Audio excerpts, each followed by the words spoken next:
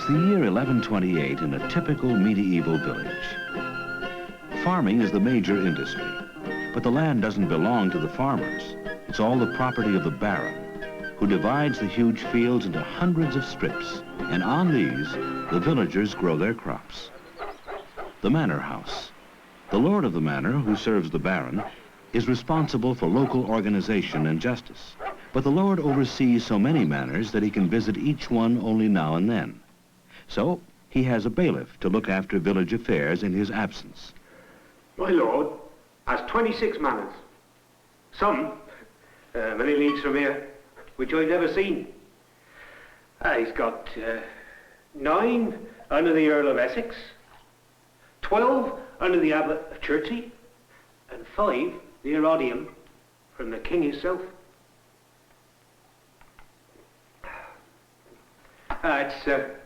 It's 2 years now since our old lord, God rest his soul, came to Wingfield. But his son, Sir Richard, who is our new lord, I did hear, is to visit us soon.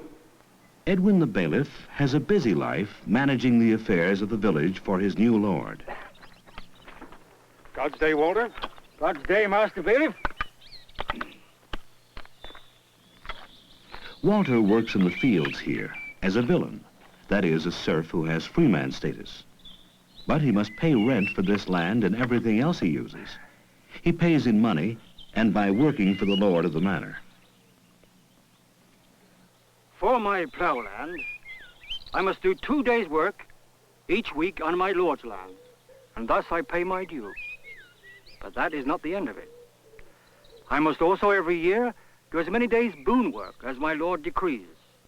That is to say, I must do more work at harvest time and at gathering wood for the winter time and at many other times. I must pay hens and eggs on all great holy days, such as Christmas.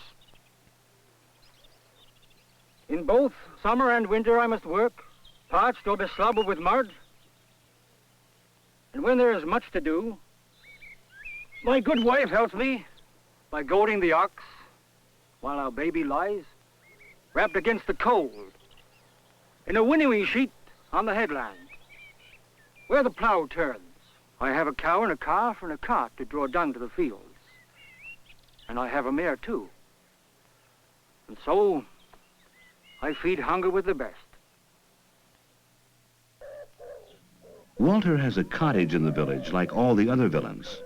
His wife not only helps him in the fields, but of course tends to the housework. Each day towards evening, I cook broth for my good man in the field, and I takes him bread at midday. But on those days that he do work on the Lord's land, he gets from Master John, our reeve, bean bread and ale, and perhaps some curds and bacon. But no wheat bread such as the bailiff eats, for that is not for the likes of us. The house of John, the reeve. How goes the meal, good wife? Oh, broth is ready, John.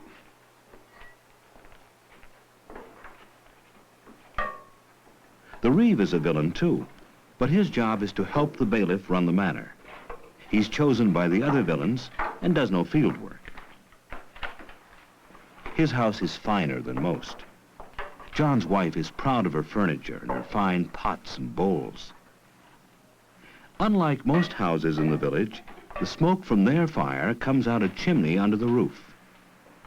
And while other villagers have only one room, John and his family have 2. They have a bedroom up above. The reeve is one of the most important men in the village. He supervises the work of the villains in the fields. The shepherd and the swineherd. Now meet Thomas, a carpenter. There are many such craftsmen in this village.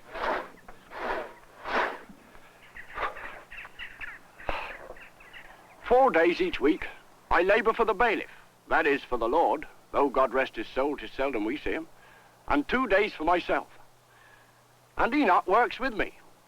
We call him the underdog because he labours underneath. And I bakes bowls and chests and beams and all manner of things. And I builds houses too. But when I needs iron, I go to William the blacksmith, but I am not skilled in iron. The village also has a pottery, which is owned, like everything else, by the baron. And a wife of one of the villains bakes bread for the whole village in the bakehouse. Being a self-sufficient community, there's also a miller in town, a competent man with an educated thumb. 'Tis true. My thumb's my gold. And if you disagree, take heed, for no man is my match. I can heave the stoutest door off hinge or post, or take a run and butt it with my head. Now, I'll be the judge. I'm an honest man, and live in charity with all my neighbours, and pay my due of 20 shillings to my lord for the use of this same mill, and with it, grind every man's corn, and keep back no more than is my due. Well, honest miller, do you grow so rich you need no longer work? I'm a poor man, as well you know, and as Christ is my judge, keep back only that part of the flour that is my due.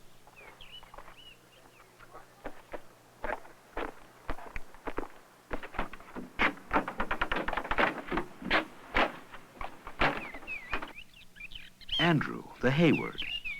His job is to see that the animals do not damage the villagers' crops and to act as a kind of village constable.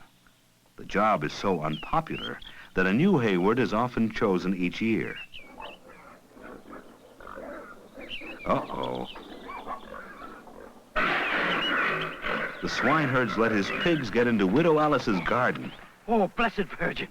I'd liefer fast bread and water all 5 years than be chose Haywood for another year. Master Andrew? Your pigs be in Widow Alice's pot herbs and do eat all out of house and arbour, and their ends are all gone. By thy neck thou art like to buy it dear. As I am worthy of my meat, for a foul blot to be fined for such a thing. Fined you will be if Master Edwin the bailiff hears aught of it. Make haste. Oh, the reeve be looking for, he says get Widow Alice's hens out of the waste. By the Holy Mary, why was I born to this?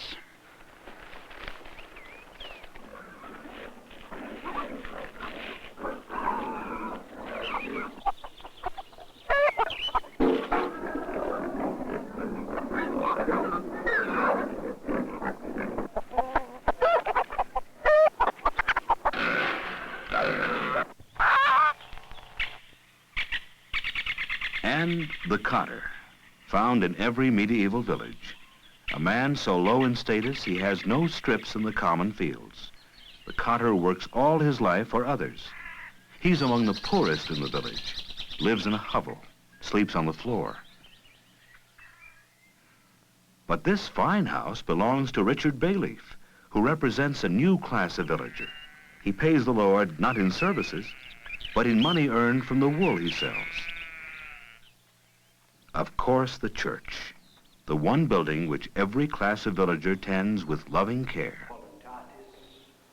Id populis tutis, id amare quod praecibus, id desidere quod promitis. All gather here on Sundays and feast days. Ibi nostra fixa sint, corda ubi vera sunt guardia. Veni sancte Spiritus. Deus auctor pacis et amator, quem nosse vivere, cui servire renare est. Today, the priest tells a story from the scriptures, using as illustrations the paintings on the walls of the church. The priest is everybody's friend. His father was a villain, and as a boy, showing intelligence, he was sent to one of the abbeys for training, then appointed to the village. He helps the poor, the sick, and the widows as best he can. The Lord visits the manor. The bailiff reports, and the Lord dispenses justice. All men, and boys over 12, are expected to attend the regular manorial courts. His father, having died, God rest The his Lord soul, listens to the pleas of the David villagers, does humbly make and suit all the of villains are here to religion listen roasted and answer held by his questions. father in the common field, sire, and also for the rights ability. Walter seeks to pay 6 shillings, and do no ploughing at Lent and sowing. Thomas has a daughter, and he seeks permission for her to marry. And John Crocker, he seeks more grazing on the waste, sire, and he doth offer 1 hen in payment. Alice, the widow, doth complain of wrong done to her by Jacob the swineherd. He, Jacob, did let the swine break down my fence, and all my leeks and beans be eaten, and my hens had got into the waste, and they'd be eaten too by the foxes. Had not Andrew the Hayward caught them all and brought them back, and me but a poor widow with no man to fetch wood to mend my fence. I would not take 12 pence for the disgrace of it. Could not the reeve deal with this matter? She did humbly ask to see you, sire, and has for many years had feud with the swineherd, whom she says doth wrong her with intent. What say you, swineherd? Does this woman speak the truth? The swine was loose, and that were fault enough. But I'm an honest swineherd. I did intend no wrong to this good widow then or any other time. Will any man speak? 2 men will testify that the swine broke down the fence. Then you must mend the fence and pay 2 pence for the disgrace of it. This man's punishment is a day in the pillory for breaking a minor rule. And this woman? Well, she was found guilty of constant nagging. They punish people for that sort of thing.